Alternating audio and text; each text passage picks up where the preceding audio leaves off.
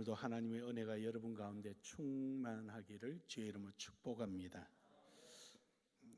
오늘 여기 있는 본문의 말씀은 다윗이 자기가 지나온 시간들 그리고 자기에게 겪었던 그 많은 시간을 돌이켜보면서 하나님이 이렇게 도우셨구나, 하나님이 이렇게 하셨구나, 그리고 또 때로는 본인이 잘못한 것에 대해서는 회개를 구하는 이런 하나의 간정이며 회상한 시입니다. 이것을 우리 이제 시로 분류를 하면 답관체라 그렇게 말을 하는데, 머리를 절여 밟는 문체라 이런 표현인데, 그게 왜 그러냐면은 구절을 알파벳 순으로 그 알파벳 순에 맞춰서 시를 지었기 때문에, 그래서 이제 답관체라 그러면, 이런 답관체가 시편에는 55편 중에 총 8편이 있는데 그 중에 이제 한 편입니다. 뭐 그것까지 복잡하고, 어쨌든 다윗이 자기의 인생을 살아가면서 느꼈던 것들을 이제 이후에 간정으로 하나님이 이렇게 하셨고, 또 자기 자신이 잘못 판단하였던 것에 대해서는 하나님 앞에 회개를 구하는 이러한 내용이 오늘 본문의 말씀입니다. 그 중에서도 8절에서 9절 10절의 내용에서 하나님의 말씀이 우리에게 어떠한가를 강조하고 있는 것입니다. 다시 말해서 하나님의 말씀은 우리의 삶 그 자체다라는 것이죠. 하나님의 말씀이 우리의 삶의 그 자체고, 또 우리가 이 하나님 말씀을 지켜야 되는 말아야 되냐가 아니라 내 삶이 말씀이고 말씀이 내 삶이 되어야 된다는 거죠. 그래서 여러분이 살아가는 삶의 흔적 속에 하나님의 말씀이 확인되어져야 하는 거죠. 그것이 지금 다윗이 간증하는 내용입니다. 자기가 하나님 말씀에 의지하여 살아갔더니 과연 하나님 말씀대로 자기의 삶의 현장 속에 그대로 응답하시더라라는 것이죠. 그러니까 돌아서 보니까 하나님이 역사하셨구나라는 걸 아는 거죠. 그래서 왜 고난이 없었겠어요? 고난도 있었죠. 하지만 말씀대로 살았더니 그랬더라는 겁니다. 그러므로 여러분, 말씀은 삶이다. 할렐루야. 우리 인사합시다. 말씀은 삶입니다. 한 번만 더 할까요? 좀 치사하긴 해요, 내가 이러기는. 그래도 한 번 합시다. 말로만 하지 맙시다. 한 번 더 해요. 말로만 하지 맙시다. 내가 할래도 좀 치사스럽긴 해. 우리 교회 수준에는 안 맞는데 그래도 한번 해봤어요. 그래요. 말씀은 삶이다. 그래서 이 삶은 곧 길이다라는 거죠. 그러니까 말씀이 삶이니까 내가 목숨 붙어 있는 한 그 길을 따라가야 되는 거죠. 오늘 이 길은 많은 길 중에 한 길이 아니고 이 길 위에는 없다라는. 그러니까 선택할 수 있는 것이 아니라 절대적 길이다라는 것을 말씀하고 있습니다. 그래서 이 절대적 말씀을, 이 길을 따라가는 사람은 결국에는 이 다윗의 고백처럼 나도 고백할 수 있지만, 자기 편한 길로 간 사람은 다시는 되돌아오지를 못하고 그는 땅을 치며 분통할 일 위에는 아무것도 없는 것입니다. 그러므로 오직 예수 그리스도 안에만 있기를 주의 이름으로 축복합니다. 오늘 본문 말씀에 보면은 9절에 온유한 자라는 표현을 옵니다. 9절에 보면은 온유한 자를 정의로 지도하시며 온유한 자에게 그의 도를 가르치시로다. 그런데 8절에 보면 이럽니다. 그의 도로 죄인들을 교훈하시더라. 그의 도로 죄인들을 교훈한다는 말이 뭐냐면요, 편한 길로 간 사람들, 자기가 하고 싶은 대로 하는 사람들, 가는 것마다 실패하게 되고 가는 것마다 안 되게 되는 거예요. 그래서 야, 너 그 실컷 가봐야 안 돼. 그것도 안 돼. 마치 여기 있는 꽃처럼 생하지만은 지금은 화려한 것 겉에도 며칠 지나면 시들어버리는 거예요. 왜냐? 뿌리가 없으니까. 고목나무라 한다 할지라도 핀 꽃은 내년에 또 피는 거죠. 하지만 이 꽃은 이내 시들어버리는 거예요. 그 지금 화려한 것 같아도 소용없다는 거죠. 그래서 오늘 8절에 있는 말씀처럼 교훈하시라. 야, 안 되는 거 봤지? 안 되는 거 봤지? 이거고요. 9절에서 말씀하시는 것은 온유한 자는 그의 도를 가르치시리로다. 이 온유한 자란 말이 이 말 뜻을 잘 이해하셔야 돼요. 그래야 오늘 본문의 내용을 이해를 하는 겁니다. 은혜를 받게 되는 거예요. 이 온유한 자란 말은 이런 말이에요.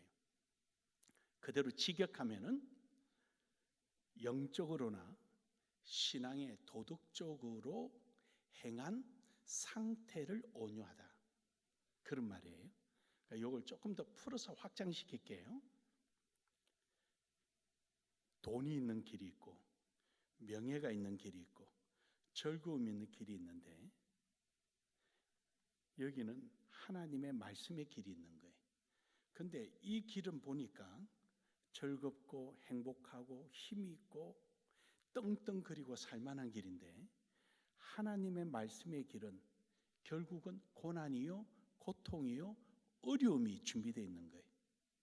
그런데 내가 이 길을 택하지 않고 그럼에도 불구하고 이 길을, 하나님의 말씀의 길을 택하여서 현재 고난 중에 있는 상태를 온유한 자라 그런 거예요.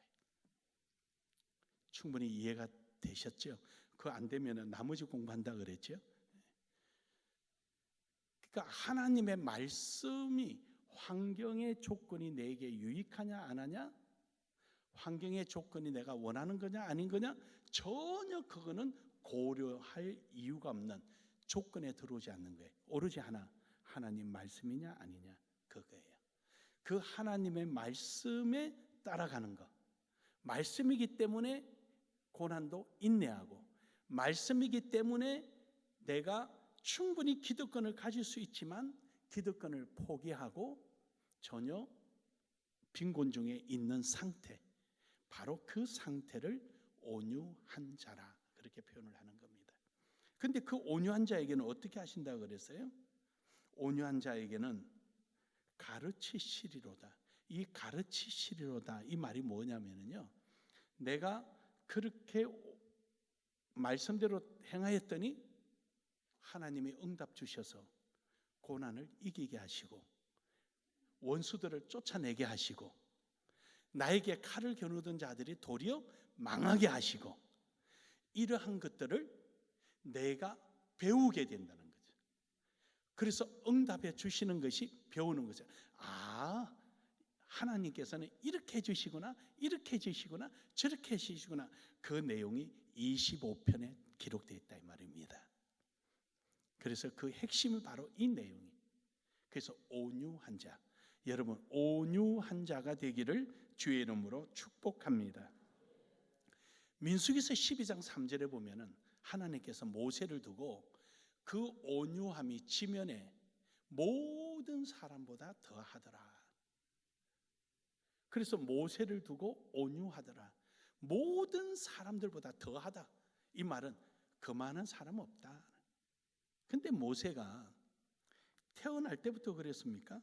그런 건 아닙니다. 히브리서 11장 23절에서 25절을 보니까 왜 그가 그렇게 온유하다는 소리를 듣느냐, 그것은 믿음으로 모세가 낳았을 때, 지금 모세의 출산은 부모의 믿음에 의한 겁니다. 왜냐하면 신생아들을 다 죽일 때였습니다.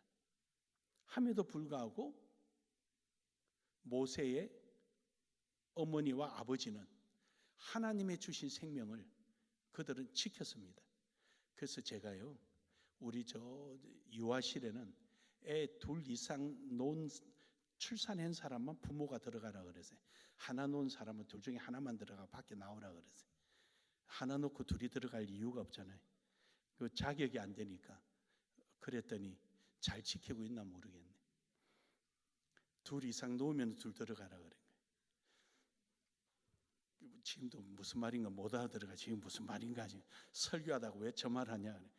그럼 믿음으로 애 많이 낳으라는 얘기예요. 이렇게. 그래서 모세의 부모는 믿음으로 아이를 낳은 거예요. 그리고 낳고 나서 아름다운지라 그 아이를 보고 석 달 동안 숨겼다가 왕의 명령이 무서워서 믿음으로 모세는 장성하여, 참 믿음으로 자랐다. 왜 믿음으로 자랐다는 그 말이 뒤에 이제 설명하면 이해가 됩니다. 그 공주의 아들을 칭함을 받기를 거절하는 거예요. 그리고 도리어 하나님의 백성과 함께 고난받기를, 잠시 백성과 함께 고난받기를, 왕의 공주의 아들 되는 것을, 그 길을 거부하고 하나님의 말씀 있는 곳으로 고난 속에 함께 있는 어떤 사람이라고요? 온유한 자, 온유한 자가 되기를 원했던 겁니다. 할렐루야. 이런 온유한 삶을 살아가기를 원했죠. 근데 모세가 태어날 때부터 저렇게 했습니까? 물론 그럴 수도 있겠죠. 하나님께서 강권적으로 하실 수도 있겠죠. 그것도 한두 번이지. 거기에는 배움이 있었습니다. 출애굽기 2장 7절에 보면은요, 미리암이, 그의 누이 미리암이요, 모세가 이제 자라서 울고 이러니까 바구니에다가 모세를 담아서, 비가 와서 그 위에서 비가 와서 물이 막 넘쳐나서 공주가 목욕하는 데까지 물이 밀려나가는 그 자리에 바구니를 둡니다. 그래서 이 바구니가 공주 앞에 가잖아요. 그 공주가 보니까 아기예요. 그때 미리암이 쫓아가서 바로의 딸 공주에게 가서 히브리 여인 중에서 유모를 불러올까요? 히브리 여인 중에서, 이미 모세는 히브리인이라는 게 이미 밝혀져 있습니다. 그러자 공주가 허락하니까 모세의 어머니를 불러와서 유모처럼 모세를 키웁니다. 어떻게 키우겠습니까? 말씀으로 키웁니다. 할렐루야. 그래서 믿음으로 바로의 공주의 아들로 사는 것을 거부하고 백성과 함께 고난 중에 살기를 절거했다 그랬습니다. 믿음으로. 여러분, 이처럼 그 교육을 통하여서 말씀 안에 철저히 자기 정체성을 찾아가는 것입니다. 어느 날 출애굽기 2장 11절에 보면은 그 애굽의 관리자가 히브리 노동자, 자기 민족을 때리는 모습을 보고 그걸 참지 못하고 가서 애굽 관리자를 죽여버립니다. 여러분, 어디서 나온 것입니까? 어느 날 갑자기 욱 하는 감정이었습니까? 아닙니다. 분명히 성경은 분명하게 말합니다. 모세가 장성한 후 한 번은 어느 날 자기 형제들에게 나가서 그들이 고되게 노동하는 것을 보더니 자기 형제들이 있는 그 가서 노동하는 모습을 보고 가슴 아파했죠. 그때 어떤 애굽 관리가 히브리인을 치는 걸 보고 참지 못하고 그를 죽여버린 거예요. 어디서 나온 겁니까? 그럼요, 교육을 통해서 나온 겁니다. 그는 하나님의 말씀을 배우면서 부모가 가르쳐 준 대로 자기의 정체성을 잃지 않았습니다. 바로 아브라함과 이삭과 야곱의 약속에 의하여 언젠가는 약속하신 가나안 땅에 들어갈 것을 그는 믿고 있었고, 그는 이 애굽에서 사는 것이 아니라 그가 가야 할 곳은 가나안 땅이라는 것을 알고 있었던 것입니다. 사랑하는 여러분, 오늘도 우리는 하나님의 말씀이 우리의 삶이 돼서 이러한 온유한 자의 삶이 이루어지기를 주의 이름으로 축복합니다. 그래서 마태복음 5장 5절에 예수님께서는 우리에게 이렇게 표현합니다. 온유한 자는 복이 있나니. 온유한 자 그러면 아까 생각 그렇게 하세요. 그들이 땅을 기업으로 받을 것이며. 왜 땅을 기업으로 받는 거지요? 그래요, 이 세상의 기득권, 세상적으로 좋은 거, 세상적으로 내가 누릴 수 있는 거, 포기하고 하나님의 말씀을 쫓아 유리하고 돌아다니며 말씀이 가자 하는 대로 쫓아다니며 고통과 고난 속에 살았지만 때가 되면 하나님께서 땅을 주셔서 그 땅 안에 영원토록 근거지로 삼을 수 있는 복을 주시겠다는 겁니다. 사랑하는 여러분, 오늘 우리는 내 눈에 보기 좋은 것을 택하는 것이 아니라 하나님의 말씀에 따라서 온유한 자의 삶을 살아가서 하나님께서 주시는 축복 안에서, 은혜 안에서 누리시기를 주의 이름으로 축복합니다. 두 번째로는 말씀의 삶의 목적으로 삼아라. 말씀은 우리를 가르치고 인도도 하지만 그 말씀이 있는 자리가 바로 목적지이다라는 것을 알아야 합니다. 바울은 사도행전 20장 19절에서 이렇게 표현합니다. 곧 모든 겸손과 눈물이며 유대인의 관계로 말미암아 당한 시험을 참고 주를 섬긴 것과, 사도 바울은 하나님의 말씀을 목적으로 삼고 많은 사람들에게 전했습니다. 겸손과 눈물, 온유한 삶을 살았다는 것이죠. 많은 관계와 시험과 고난이 있었지만 그것을 참으며 온유하게 살았다는 것이죠. 그러면서 복음을 전파했다 그랬습니다. 사도행전 20장 20절에서 21절에 보면은 그가 섬겼던 내용, 어떻게 섬겼느냐?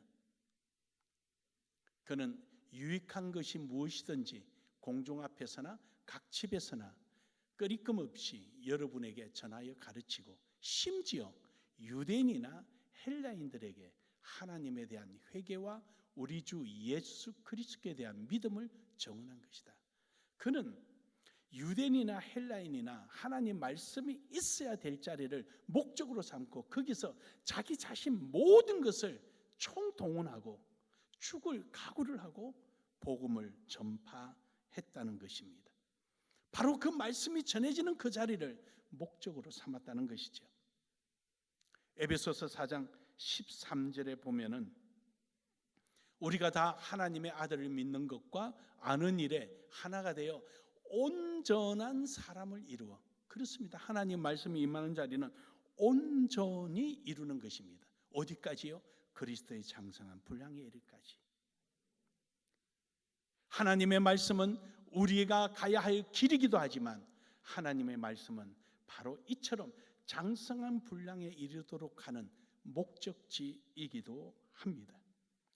그러므로 사도 바울은 이 목적지를 향하여 목적을 이루기 위하여 환경이 어떠하든지 추위나 매맞음이나 많은 핍박과 시험이나 어려움 속에서도 그는 조금도 동요하지 않고 하나님의 말씀에 있는 자리, 그 자리가 고난이든 배고픔이든 상관없이 그 길을 향하고 그 길을 목적지로 삼았던 것입니다. 사도행전 20장 22절에서 23절에 보면은 그는 그것을 이렇게 증명합니다.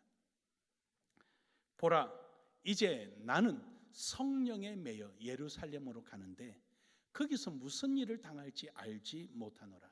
오직 성령이 각 성에서 내게 정언하여 결박과 환난이 나를 기다린다 하시나. 이미 알고 있었어요. 지금 예루살렘에 올라가면은 결박과 환난이 있다. 이제 예루살렘에 올라가면 다시는 돌아올 수 없다는 걸 알고 있었습니다. 하지만 하나님의 말씀으로 인도해 주시기 때문에, 말씀이 길을 비춰주기 때문에 그는 포기하지 않았습니다. 그리고 그 말씀이 거기에 있어야 하기에, 목적을 알았기에 그는 결코 포기하지 않았습니다.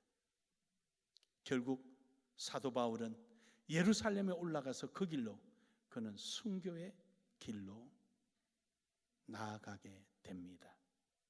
하지만 그는 결코 후회하지도 않았고 그는 조금도 억울해하지도 않았고 하나님을 원망하지도 않았습니다. 그의 목적이 말씀이 전해지는 것이 목적이었기 때문입니다.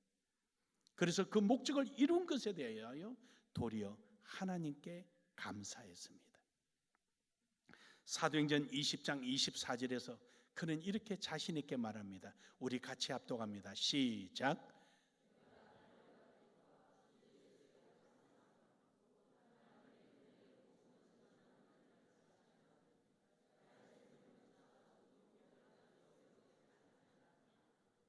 아멘. 바로 저 고백이었습니다. 바로 저 고백. 하나님의 말씀의 목적이 있는 자리에 내 목숨까지도 조금도 조건에 고려하지 않았다. 그게 뭐가 문제되느냐? 말씀만 전해질 수 있다면 나는 그거로 아멘이다. 그런데 그 이후로 하나님은 나에게 참으로 좋은 곳으로 예비하실 것이다 라는 확신을 가지고 있었습니다. 사랑하는 여러분, 사도 바울은 이러한 모습으로 자기의 사명을 감당했습니다. 오로지 복음을 위하고 복음에 의하여 복음을 전하는 사람이었습니다. 결국은 로마까지 가서 로마 황제 앞에서도 조금도 흔들림 없이 예수 그리스도를 전했습니다. 오늘도 여러분과 저는 하나님의 말씀이 있는 자리를 위해서 말씀을 전하기 위하여 우리는 아낌없는 우리의 헌신, 삶이 있기를 주의 이름으로 축복합니다. 마지막 세 번째로는 말씀에 순종하자는 것입니다. 억지로 가는 것이 아니라 그 말씀에 순종하는 삶이 되어야 된다. 우리는 그 말씀이 우리의 삶이 되고 말씀이 우리의 목적이 되는 데는 거기에 이루기 위해서 가는 바퀴는 순종의 바퀴입니다. 왜냐하면 오늘 본문 말씀 10절에 보면 이럽니다. 여호와의 모든 길은 그 언약과 증거를 지키는 자에게 인자와 진리로다. 인자란 말은 죄송합니다. 히브리어로 헤세드라는 말입니다. 은혜라는 뜻이죠. 은혜. 다시 말해서 여호와의 모든 길, 하나님의 말씀의 길, 말씀의 목적이 있는 언약의 장소, 그 길을 향하여 너희가 간다면 내가 은혜를, 진리는 변함없는 때를 따라, 다시 말해서 하나님의 은혜를 때를 따라 우리에게 공급해 주시겠다는 겁니다. 여러분의 순종의 발걸음이 지나가는 흔적마다 말씀의 흔적이요, 하나님의 역사의 흔적이요, 하나님의 여러분과 함께 있고 함께하고 계시다는 흔적일 것입니다. 저는 여러분의 발걸음이 그러한 발걸음이 되기를 주의 이름으로 축복합니다. 축복합니다. 그래서 여호와의 모든 길은 그의 언약과 증거를 지키는 자에게 은혜와 변함없는 때다. 저는 여러분의 삶이 하나님의 이러한 때를 따라 돕는 은혜가 넘쳐나기를 주의 이름으로 축복합니다. 그러므로 우리는 염려 걱정하지 말아야 됩니다. 내 앞에 뭐가 힘들다고 해서 염려 걱정하지 말아야 됩니다. 염려 걱정이야 뭐 안 할 수 있겠습니까? 하지만 순간은 할 수 있어도 지속돼서는 안 된다는 겁니다. 우리는 살아가는 자체가 염려, 걱정, 근심입니다. 자리에서 일어나면은 염려, 걱정, 근심이잖아요. 오늘 뭐 해 먹지? 이거 먹을까? 저거 먹을까? 무슨 옷 입을까? 어떻게 할까? 차 몰고 밖에 나오면은 그때부터 온통 염려, 걱정이에요. 다 쳐다봐야 되고 저 차가 혹시 빨리 오면 어떡하지? 신호 지킬까? 그게 우리는 생활화되다 보니까 그걸 염려, 걱정으로 여기지 않고 살아가는 거예요. 근데 이런 염려, 걱정은 동서고금을 막론하고 다 있었던 것 같습니다. 마태복음 6장 25절에 보면은 예수님께서도 그럽니다. 그러므로 내가 너희에게 이르노니 목숨을 위하여 무엇을 먹을까? 무엇을 마실까? 몸을 위하여 무엇을 입을까 염려하지 마라. 목숨이 음식보다 종하지 아니하냐. 몸이 의복보다 중하지 아니하냐. 그러니까 우리는 본질에서 떠나가 있다는 것이죠. 뭘 먹을까, 뭘 입을까, 그게 중요한 게 아니야. 너 영혼이 어떻게 될 건가를 먼저 생각해라. 너희가 그리스도인으로서의 정체성과 그리고 그리스도인으로서의 진정한 삶의 방향이 무엇이며 어떠한 결과를 이루고자 하는 목적지가 어디인지를 너는 알고 있느냐? 근데 지금 눈에 보이는 뭘 먹을까, 뭘 입을까, 거기에 매이지 말아라는 것이죠. 물론 먹고 입는 것도 중요합니다. 이왕이면은 잔치집에 상복 입고 오면 안 되겠지요. 이왕이면은 맛있게 먹는 것도 중요하겠지요. 하지만 그것은 목적이 아니다라는 것이지. 그거는 꾸미는 것밖에 되지 않는 것이지 목적도 아니고 수단도 아닙니다. 그러므로 여러분, 오늘 여러분과 저는 염려 걱정 없이 나아가는 이런 삶이 되기를 주의 이름으로 축복합니다. 요한복음 8장 32절에 보면은 진리를 알지니 진리가 너희를 자유케 하리라. 그래서 순간이 아니라 하나님 말씀은 우리를 지속적으로 자유롭게 하고 모든 이런 환경으로부터 자유케 한다는 것이죠. 내가 다 안다면은 그것을 굳이 택할 이유가 없는 거죠. 예를 들어서 어떠한 비행기가 나를 위해서 전용 비행기가 와서 세상에 이런 화소름 없을 정도로 꾸며놓고 좋은 음식을 마련해놓고 나에게 무료로 태워준다고 할 때, 근데 도착지가 죽음의 장소라면은 누가 그거 타려고 하겠습니까? 아무도 안 탈 겁니다. 콩나물 시루에 실려서 빡빡하게 차서 며칠을 걸려서 가는 고물스러운 트럭이라 한다 할지라도 그걸 타면 고향을 간다면, 집으로 돌아갈 수 있다면 그거 타기 위해서 싸울 것입니다. 왜 그렇습니까? 모르니까 그런 거지요. 오늘 여러분과 저는 종말에 어떤 결과가 날 거라는 걸 우리는 너무도 잘 압니다. 우리는 경건한 자로서 하나님이 기뻐하는 그 자리에, 설사 눈에 보이는 고난의 자리요, 힘들고 어려운 자리요, 가시밭길 길이라 한다 할지라도 우리는 순종하고 갈 때 때를 따라 돕는 하나님의 은혜가 여러분과 함께하기를 주의 이름으로 축복합니다. 그래서 디모데후서 3장 15절에서 17절에서 그럽니다.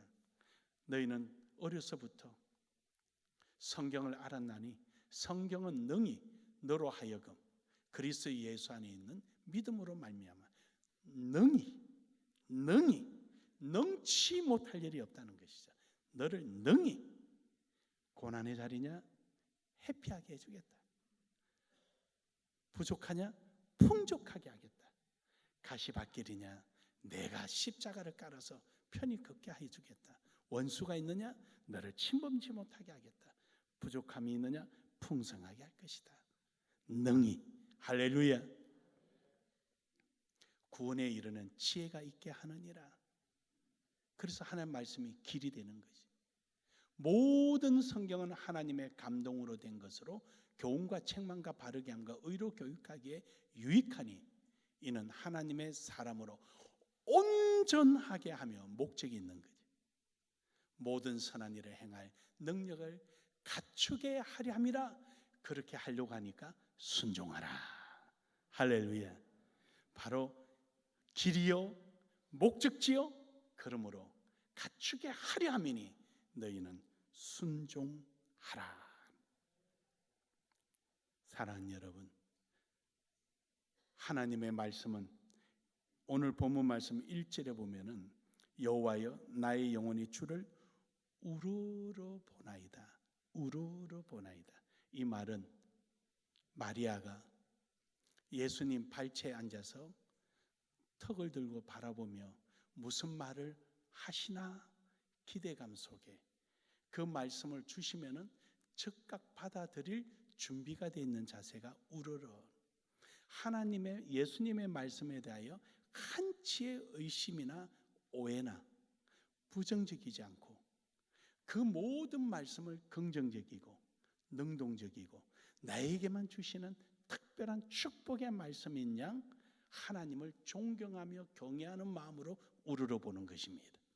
오늘도 이러한 말씀에 대한 여러분의 자세가 되어서 순종의 발걸음이 되기를 주의 이름으로 축복합니다.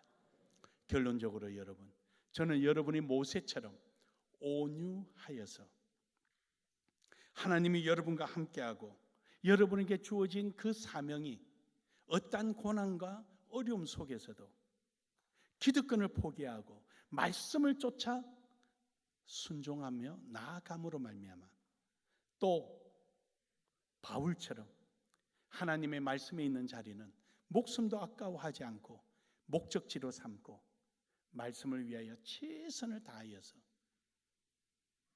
하나님 앞에 인정받고 여러분의 삶의 현장에 하나님의 말씀이 가르침으로 여러분의 발걸음 흔적마다 모세처럼 바울처럼 열매가 맺어지기를 주의 이름으로 축복합니다. 축복합니다. 우리 서로 한 번 더 인사합시다. 그렇게 삽시다. 그렇게 삽시다. 왜 3층에는 안 하셔요? 3층 때문에 다시 다 합니다. 그렇게 삽시다.